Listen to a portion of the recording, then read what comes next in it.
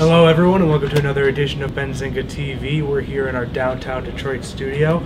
I'm Chris Dyer-Scalisi here with Nick Donato, and we're going to be talking about sort of the backward Cinderella story in the market over the past few years. It went from $80 valuation and just plummeted, and now it's nearing single digits. And that is, of course, Under Armour. Such a rough year. Been a perennial dog, very disappointing. And we saw some a recent article that sort of got us wondering about what Under Armour is actually doing. Yeah, Daniel Roberts over at Yahoo Finance had a really interesting article. You know, a lot of it was made of a lot of the endorsed athletes. You know, for the longest time, Under Armour got Tom Brady, Steph Curry. There was articles that were highlighting Steph Curry's performance in the finals with the stock move. It was really interesting.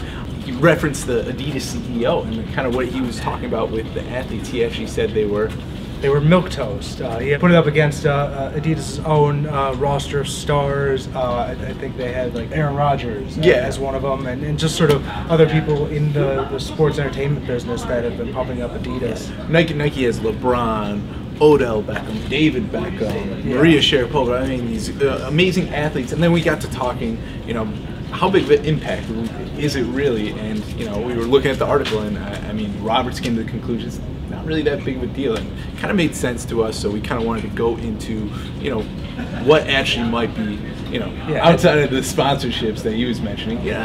What else could be affecting stock? I think those cosmetic details sort of don't really get to the heart of the problem. Exactly. It's a little bit of surface sheen.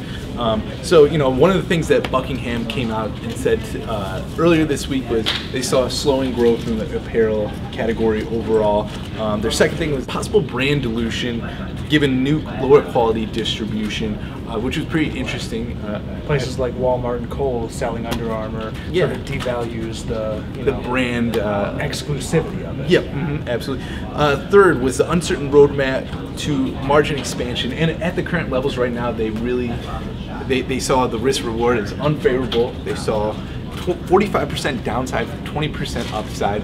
Because of this, they moved their price target for the stock from $14 to $10, which is very negative overall, I would say. I mean, it doesn't give you much confidence. No. And, you know, along with that, there was also recent comments from Merrill Lynch analyst Robert Ohms, and he also pointed to sort of the devaluing and sort of these generalized retailers, but he also said that stores like, especially stores like Dick's Sporting Goods or Foot Locker or Hibbett's have been having an equally rough year, and that definitely has not helped sportswear in general and Under Armour specifically. One company that's actually been doing, you know, relatively all right in the athletic wear industry has actually been Nike. I mean, better than Under Armour, not maybe quite as good as Adidas, but still showing some, you know, positive signs of growth.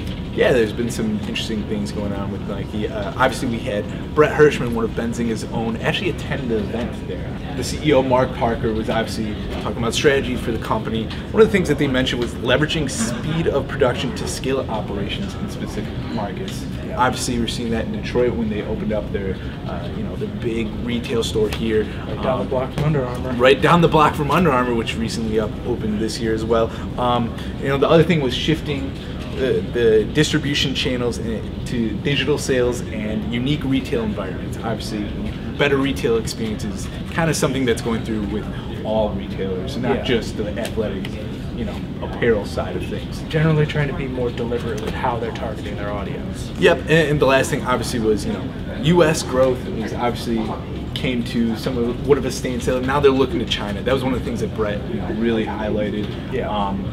It's just something to look forward to. Look at the fundamentals. Do not look at the surface kind of value things like who is endorsed by who. I think that was kind of a lot of the takeaway from the Yahoo Finance article. Yeah, absolutely. You can be a good player, but generally that's not due to what you wear. Yeah, exactly. But don't stop trying. Yep. Anyway, if you enjoyed this video, please be sure to check out our YouTube channel, youtube.com/BenzingaTV. If you'd like more commentary from analysts or exclusive comments from reporters like Brett Hirschman, check out Benzinga.com and your Benzinga Pro newsfeed, where Nick is typing away every day at the latest breaking stories. As always, I'm Chris Dyer-Scalisi with Nick Donato. Thanks for watching.